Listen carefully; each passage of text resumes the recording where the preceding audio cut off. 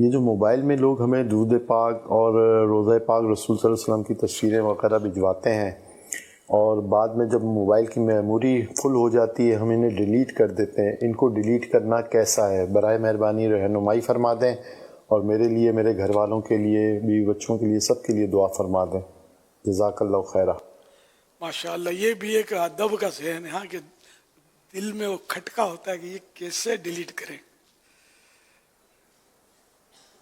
شرعاً تو جائز ہے، خیر شرعاً جائز ہے، لیکن یہ کہ دل میں کھٹکا ہونا اور احساس ہونا یہ بھی سعادت کی بات ہے کہ اللہ اور رسول کی محبت کی یہ دلیل ہے۔ اب اس کو کیسے میں اچھا ڈیلیٹ کرنے میں ایک اور آزمائش ہے، جو موبائل میں جو ہوتا ہے نا، اس میں وہ کیا بولتے ہیں آپشن یا فگر جو ہوتا ہے، فگر بھی وہ ڈسٹ بین کا ہوتا ہے، کچرا ڈالنے کی جو بالٹی ہوتی ہے اس کا، اور اس میں جا کر وہ کچھ گرتا ہے۔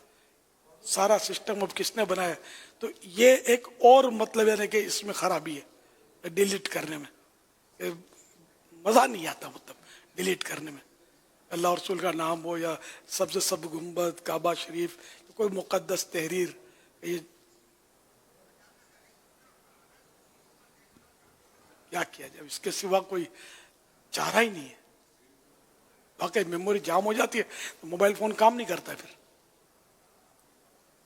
اب جام ہو یا نہ ہو ضرورت تو پڑتی ہے نا، تو اس لیے وہ شرعاً جائز ہے، گناہ نہیں ہے، لیکن یہ کہ بعد اب نصیب۔